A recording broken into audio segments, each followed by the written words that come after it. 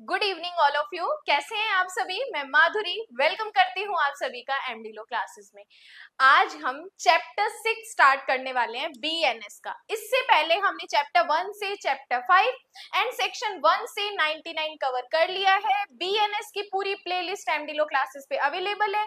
जब आप home page open करोगे वहां पे प्लेलिस्ट का ऑप्शन आता है, तब आप वहां से सारी बीएनएस की सीरीज वहां से देख सकते हो।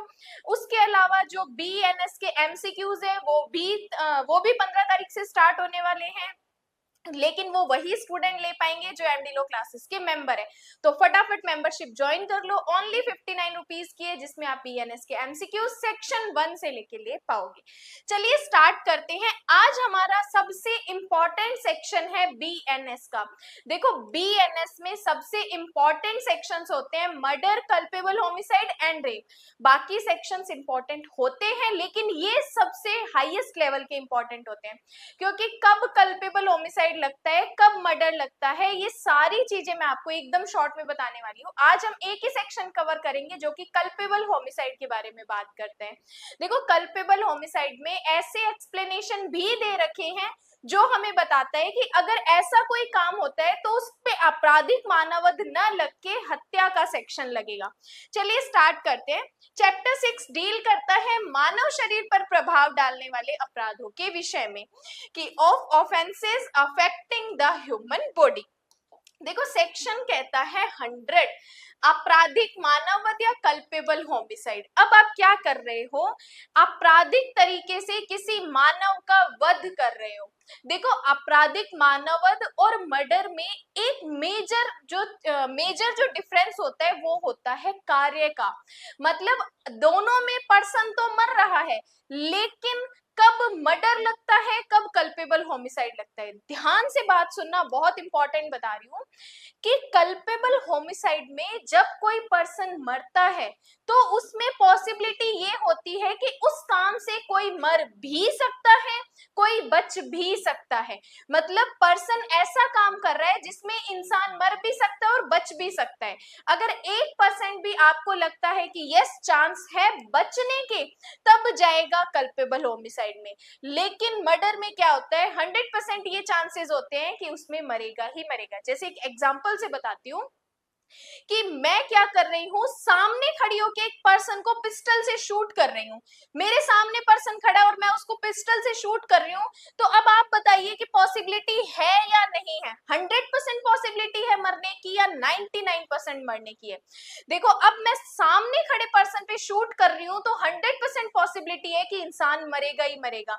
लेकिन अगर कोई पर्सन झाड़ियों के पीछे खड़ा है, तब मैं उस पे शूट कर रही हूँ, तो झाड़ियों के पीछे मेरे को एग्जैक्ट नहीं पता कि पर्सन कहाँ खड़ा है, तब मैं उसके ऊपर शूट कर रही हूँ, तो यहाँ पर चांसेस हैं कि यस वो पर्सन बच भी सकता है।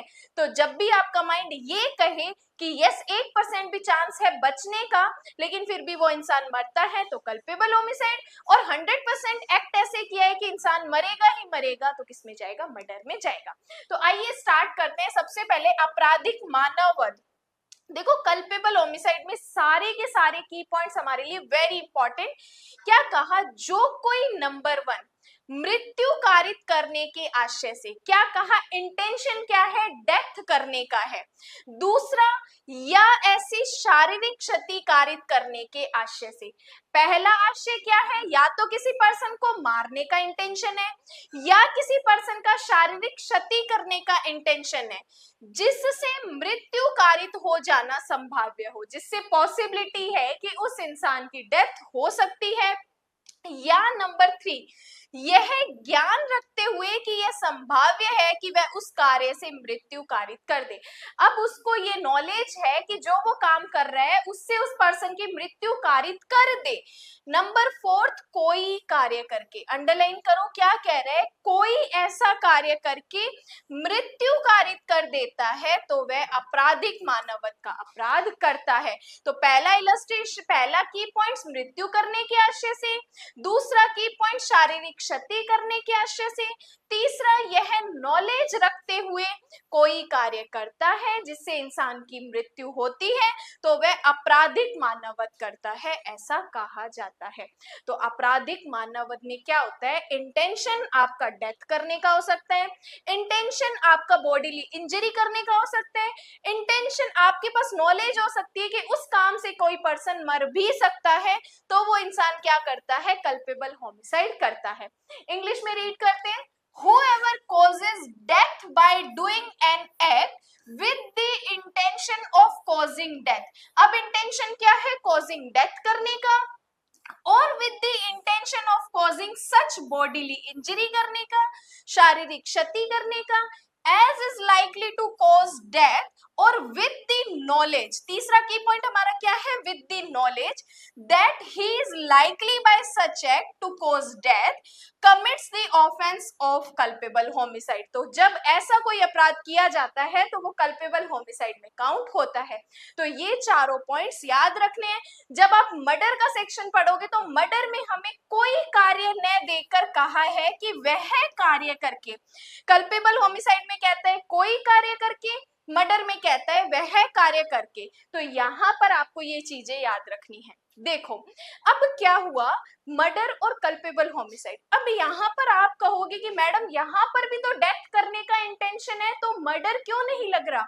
देखो माना किसी पर्सन का डेथ करने का इंटेंशन है, लेकिन उसने काम कैसा किया है, उसने कार्य कैसा किया है, क्या कार्य इतना संगीन किया है कि वो पर्सन मर ही जाएगा। अगर कार्य इतना खतरनाक या भयंकर किया है कि इंसान की डेथ होना 100% तय है, तो मर्डर में जाएगा। लेकिन आप कोई ऐसा कार्य कर रहे हो जिससे इंसान बच भी सकता है, फिर भी वो इंसान मरता है, तो कल्पेबल होमिसाइड में जाएगा। तो ये डेफिनेशन हमारे लिए वेरी वेरी वेरी इंपॉर्टेंट है। उसके बाद बात करते हैं हम आगे। देखो इलस्ट्रेशन दिए हुए हैं। अब ये इलस्ट्रेशन जो मैं आपको दिखा रही हूँ, यहाँ पर मैं आपको पहले इस इलस्ट्रेशन को पढ़ते हैं, उसके बाद इसी इलस्ट्रेशन को मैं थोड़ा आगे और वाइड तरीके से आपको बताऊंगी, तो आपको क्लियर हो जाएगा कल्पेबल होमिसाइड या मर्डर। देखो यहाँ पर एक इंसान है जो कि गड्ढे में गिरा हुआ है, दिख रहा है क्लियर। क्या कहा, एक गड्ढे पर लकड़ियां और घास इस आशय से बिछाता है कि तद द्वारा मृत्यु कारित करे। अब मैं एक गड्ढा खोद रही हूँ किसी एक्स पर्सन को मारने के लिए, गड्ढा खोद के और क्या कर रही हूँ, उस पे घास और लकड़ियां बिछा दी। किस लिए बिछाती हूँ, ताकि मैं इस एक्स पर्सन की डेथ कर सकूं। या ये ज्ञान रखते हुए बिछाता है कि संभाव्य है कि तद द्वारा मृत्यु कारित कर दे। जेड यह विश्वास करते हुए कि वह भूमि सुदृढ़ है, मतलब अगर कोई पर्सन, मैंने गड्ढा खोदा, उसके ऊपर लकड़ियां बिछा दी, घास बिछा दी, तो वो गड्ढा दिख नहीं रहा, वो पर्सन देख रहा है कि यस ये नॉर्मल ही रोड है, तो वो वहां से चलता है, उस पर चलता है और उसमें गिर पड़ता है और मारा जाता है। ए ने आपराधिक मानववध का अपराध किया है। अब यहाँ पर कल्पेबल होमिसाइड क्यों लग रहा है, देखो मैंने एक गड्ढा खोदा, गड्ढे के अंदर ताकि कोई इंसान गिरे और मर जाए।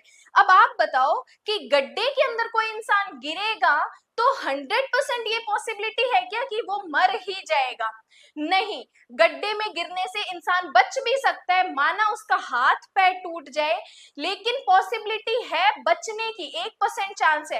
लेकिन अगर यही गड्ढा मैं खोदूं और इसमें तलवारें बिछा दूं, तलवारें ऐसे नोक पे बहुत सारी बिछा दूं और उसके बाद वो इंसान गिरता है उस गड्ढे में, तो तलवारें उसके आर पार होंगी होंगी। अब यहाँ पर तलवारें जैसे ही मैंने बिछाई और बंदा गड्ढे में गिरता है, तो अब 100% चांसेस है कि वो मरेगा ही मरेगा। तो पहले वाले में नॉर्मल गड्ढा खोदा, उसमें चांसेस है मर भी सकता है और नहीं भी, लेकिन सेकंड वाले में अगर मैं उसमें तलवारें बिछाती हूँ तो 100% ये चांसेस है कि इंसान उसमें गिरेगा तो मरेगा ही मरेगा। तो सेकंड वाले में मुझे मर्डर के लिए लायबल किया जाएगा और फर्स्ट वाले में कल्पेबल होमिसाइड के लिए लायबल किया जाएगा। तो इसलिए यहाँ पर गड्ढे खोदने से कल्पेबल होमिसाइड का ऑफेंस लगता है।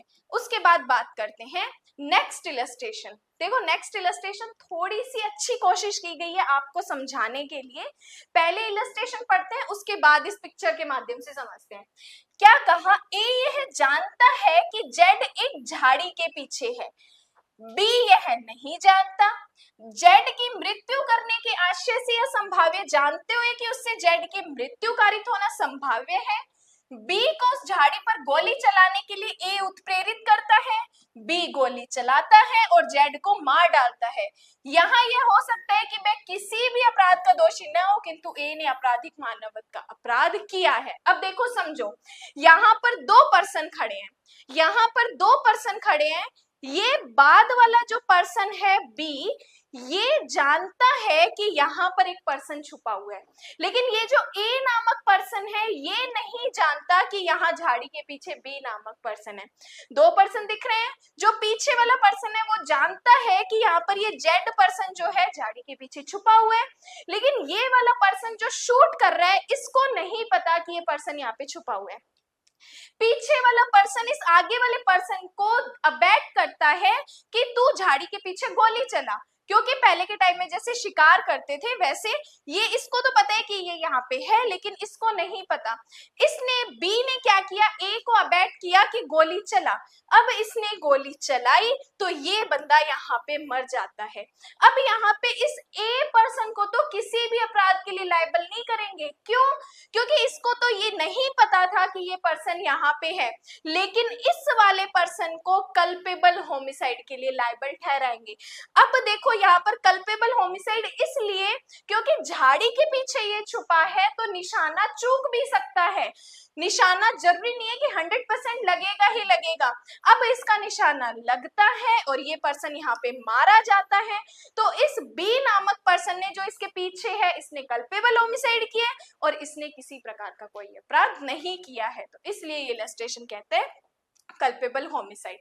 नेक्स्ट इलस्ट्रेशन कहता है ए एक मुर्गे को मार डालने और उसे चुरा लेने के इंटेंशन से उस पर गोली चलाकर बी को जो एक झाड़ी के पीछे है मार डालता है, किंतु ए ये नहीं जानता था कि बी वहां पर है। यहाँ यद्यपि ए विधि विरुद्ध कार्य कर रहा था, तथापि वह आपराधिक मानवत का दोषी नहीं है, क्योंकि उसका आशय बी को मार डालने का या कोई ऐसा कार्य करके जिससे मृत्यु कारित करना संभाव्य है, मृत्यु कारित करने का नहीं था। समझते हैं इस पिक्चर के माध्यम से। ये मान लो ये पर्सन इस गेट के पीछे या विंडो के पीछे खड़ा है, ठीक है, इसको नहीं पता कि ये जो पर्सन है ये इस विंडो के पीछे खड़ा है, इसको इस बात की नॉलेज नहीं है। ये क्या करता है, इस मुर्गे को पकड़ने के इंटेंशन से मुर्गे पर गोली चलाता है ताकि वो इसको पकड़ सके और ले जाए। अब यहाँ पर ये जो गोली है मुर्गे को लगने की बजाय ये जो विंडो के पीछे पर्सन खड़ा है इसको लग जाती है। अब इसका इंटेंशन इसको मारने का था क्या? नहीं था, लेकिन यहाँ पर मुर्गे को मारने का इंटेंशन था। माना कि मुर्गे को मारना एक इलीगल काम है, वो आगे की बात है। यहाँ पर हम सिर्फ कल्पेबल होमिसाइड की बात कर रहे हैं। ये पर्सन गोली चलाता है मुर्गे पे, लेकिन ये गोली जाकर इस पर्सन को लग जाती है। यहाँ पर इस पर्सन को हम लायबल नहीं ठहराएंगे। क्यों नहीं ठहराएंगे? क्योंकि इसका आशय इसको मारने का नहीं था, ना ही इसे किसी प्रकार की नॉलेज थी कि वो पर्सन इस विंडो के पीछे या गेट के पीछे छिपा है।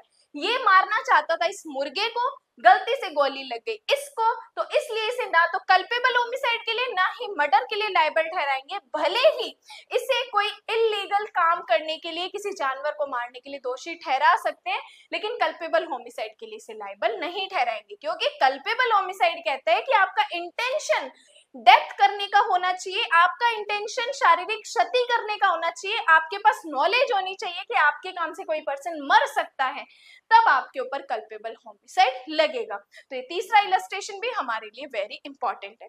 उसके बाद बात करते हैं एक्सप्लेनेशंस की। इसमें 3 स्पष्टीकरण बताए हैं। पहले के 2 स्पष्टीकरण हमें बताए हैं कि आपका काम कब कल्पेबल होमिसाइड में ना जाके डेथ में, मर्डर में जाएगा, और थर्ड वाला इलस्ट्रेशन हमें 3 चीजें बताता है, कब आपका ऑफेंस मिसकैरेज का है, कब आपका ऑफेंस आपराधिक मानवत का है, और कब आपका ऑफेंस मर्डर का है। तो चलिए स्टार्ट करते हैं। एक्सप्लेनेशन 1 ध्यान से समझिएगा। एक्सप्लेनेशन 1 में आप लिख सकते हो कब हत्या मानी जाएगी, कब हत्या मानी जाएगी, कि वह व्यक्ति जो किसी दूसरे व्यक्ति को जो किसी विकार, रोग या अंग शैथिल्य से ग्रस्त है, शारीरिक क्षति कारित करता है और तद द्वारा उस दूसरे व्यक्ति की मृत्यु त्वरित कर देता है, उसकी मृत्यु कारित करता है, यह समझा जाएगा।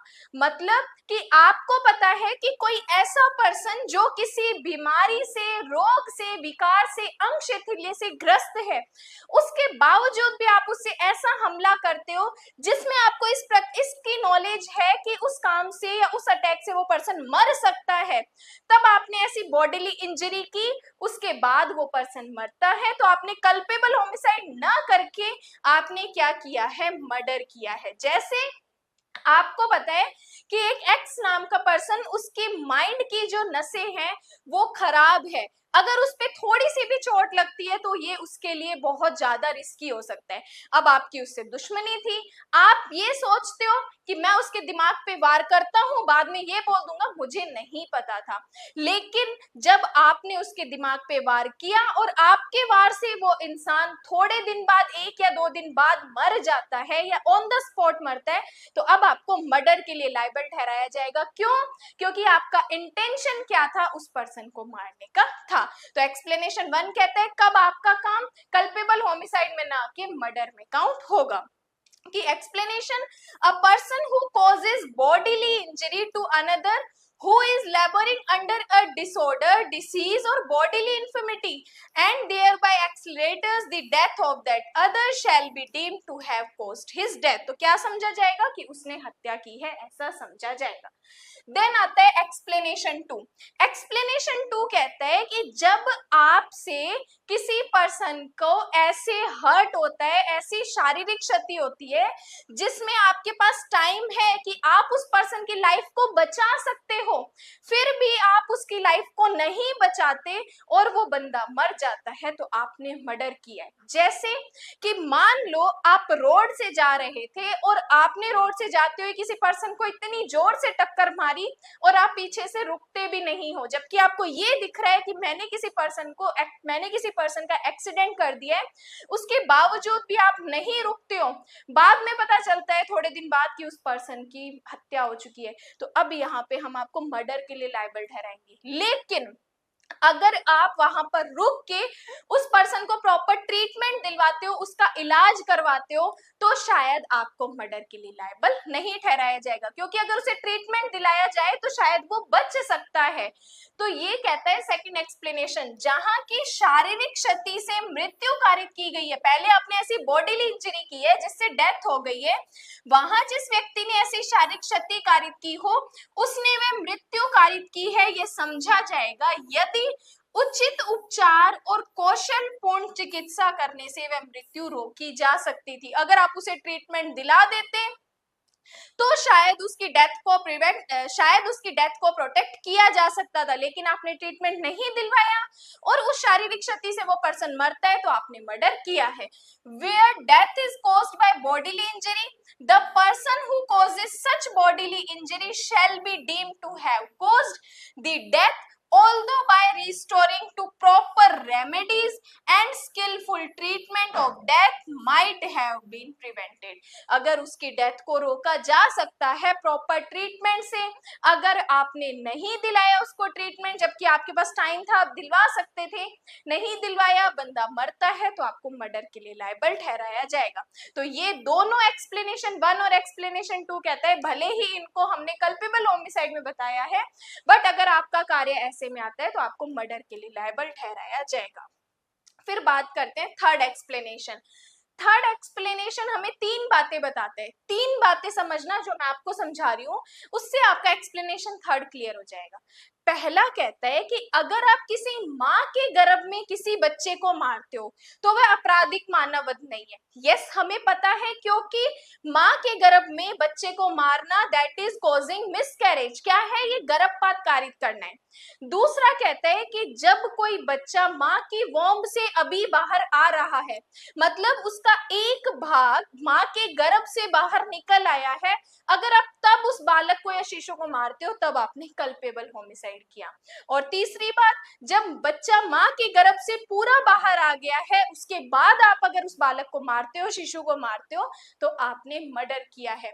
ये तीनों बातें हमें इसमें बताई गई है कि माँ के गर्भ में स्थित किसी बालक की मृत्यु कारित करना मानववध नहीं है। क्यों नहीं है? क्योंकि माँ माँ के गर्भ में बालक को मारना ये गर्भपात कारित करने का अपराध है, किंतु किसी जीवित बालक की मृत्यु कारित करना आपराधिक मानवत की कोटि में आ सकेगा यदि वे उस बालक का कोई भाग बाहर निकल आया हो।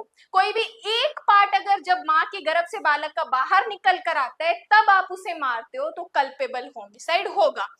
यद्यपि उस बालक ने श्वास नहीं ली हो या उसने पूर्णतः जन्म नहीं लिया हो, और अगर पूर्णतः जन्म ले लिया हो, पूरा जन्म ले लिया बच्चे ने, उसके बाद मारते हो तो मर्डर के लिए लायबल ठहराया जाएगा। The causing of the death of a child in the mother's womb is not homicide, क्योंकि ये क्या है, कॉजिंग मिसकैरेज का अपराध है, but it may amount to culpable homicide to cause the death of a living child if any part of that child has been brought forth. क्या किया, अगर उस बालक का एक भाग भी बाहर आ जाता है तब वो कल्पेबल माना जाएगा, दो द चाइल्ड में नॉट हैव बीन ब्रीदेड और बीन कंप्लीटली बोर्न। अभी वो भले ही पूरा जन्म नहीं लिया है, एक भाग बाहर आया है, तब मारते हो तो कल्पेबल होमिसाइड लगेगा। तो ये कहता है third explanation, very very very important हमारे लिए। चलिए उसके बाद बात करते हैं कि सेक्शन 100 में हमने क्या पढ़ा है। सेक्शन 100 कहता है कल्पेबल होमिसाइड के बारे में, आपराधिक मानवत के बारे में, कि कोई कार्य करके जो मृत्यु करने के आशय से या शारीरिक क्षति करने के आशय से ज्ञान रखते हुए कि उस कार्य से मृत्यु कारित कर दे, अगर कोई कार्य करके मृत्यु करता है तो वह आपराधिक मानवत के लिए लायबल होगा, तो वह कल्पेबल होमिसाइड के लिए लायबल होगा। तो ये सारे की पॉइंट्स आपराधिक मानवत के लिए आपको याद रखने हैं। उसके बाद जो हमने पढ़े थे 3 एक्सप्लेनेशन, पहला एक्सप्लेनेशन कहता है हमें कि अगर आप उसको प्रॉपर ट्रीटमेंट दिला सकते हो, नहीं सॉरी, पहला एक्सप्लेनेशन हमने पढ़ा कि आप ये जानते हुए कि वो किसी बीमारी, रोग या शैथिल्य से ग्रस्त है, उसके बाद आप उस पर अटैक करते हो और वो बंदा मरता है, तो क्या किया, मर्डर किया। सेकंड कहते हैं कि आपने ऐसी शारीरिक क्षति कारित की जिससे अगर आप उसे प्रॉपर ट्रीटमेंट दिलाते तो शायद बच जाता, लेकिन आपने ट्रीटमेंट नहीं दिलाया, उसके बाद वो मरता है, तो मर्डर किया है। तीसरा एक्सप्लेनेशन कहते हैं कि माँ के गर्भ में बच्चे को मारा तो गर्भपात का ऑफेंस, अभी बालक पूरा बाहर आया नहीं है, एक हिस्सा भी बाहर आया तब मारते हो तो कल्पेबल होमिसाइड लगेगा। तो ये पूरा सेक्शन कल्पेबल होमिसाइड के बारे में मैंने आपको बताया, इलस्ट्रेशंस जो मैंने आपको अच्छे से समझाए। ये वीडियो अच्छी लगी हो तो फ्रेंड्स के साथ शेयर कर दो, लाइक कर दो, एंड अगर कोई भी प्रॉब्लम या कोई भी क्वेश्चन आपका है तो आप कॉमेंट्स ड्रॉप कर सकते हो, एंड अगर पूरा आपको समझ आया तो भी कॉमेंट ड्रॉप कर दीजिए, मैं समझ जाऊंगी कि अब कल्पेबल होमिसाइड का पार्ट आपका क्लियर है। And thank you so much.